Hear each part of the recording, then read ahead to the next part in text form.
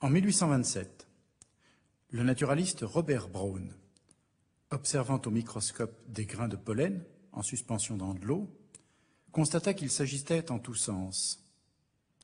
Ce phénomène a été appelé mouvement brownien. La théorie du mouvement brownien fut établie en 1905 par Albert Einstein. Elle s'appuyait sur l'idée que l'agitation désordonnée des grains n'était autre que le résultat des chocs aléatoires des molécules d'eau à la surface de ces grains. La méthode consiste à pointer à intervalles de temps réguliers, ici toutes les 3 secondes, la position d'un grain repéré en abscisse x, en notant les déplacements x1, x2, x3, xn. À l'issue de n pointés, le carré moyen du déplacement selon l'axe x est donc alors donné par x1 carré plus x2 carré plus x3 carré, etc., plus xn carré, divisé par n, le nombre de pointés.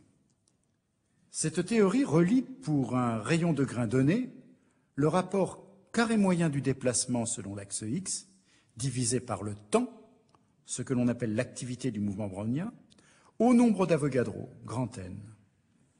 La détermination de ce nombre d'Avogadro était essentielle pour l'obtention des ordres de grandeur, des dimensions et des masses atomiques et moléculaires.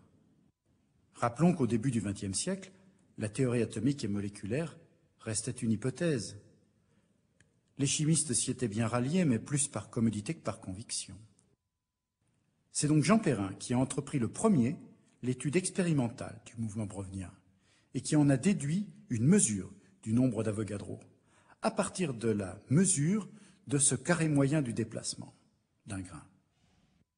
Pour cela, il lui fallait disposer d'une suspension de grains sphériques, de même rayon. À partir d'une suspension de résine dans de l'eau, Jean Perrin parvint à obtenir une suspension de grains homogènes en taille, par centrifugation fractionnée de la suspension initiale. Puis, en évaporant une goutte de cette suspension, déposée sur une lame de verre, et en comptant le nombre de grains rangés sur une longueur donnée, il put déterminer le rayon moyen de ces grains. Il mesura le carré moyen du déplacement d'un grain selon un axe donné et refit cette expérience en changeant les conditions expérimentales, comme la taille des grains et la viscosité du liquide. Il en déduisit des valeurs de n, le nombre d'Avogadro, s'échelonnant de 5,5 à 8, 10 puissance 23. Jean Perrin a mis en œuvre une autre méthode expérimentale pour obtenir le nombre d'Avogadro. Elle consistait à placer la préparation verticalement et à mesurer la diminution de la densité en grains en fonction de l'altitude.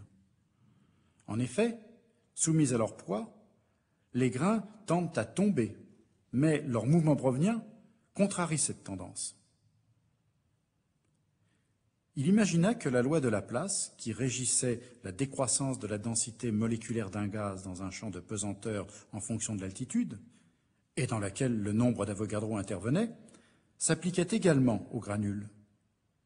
Il put ainsi obtenir une nouvelle estimation du nombre d'Avogadro, soit 6,8 10 puissance 23, proche de la valeur exacte, 6,02 10 puissance 23. En conclusion, reprenons les termes de Jean Perrin. Le mouvement brownien constitue l'intermédiaire entre l'agitation moléculaire invisible et notre échelle d'observation.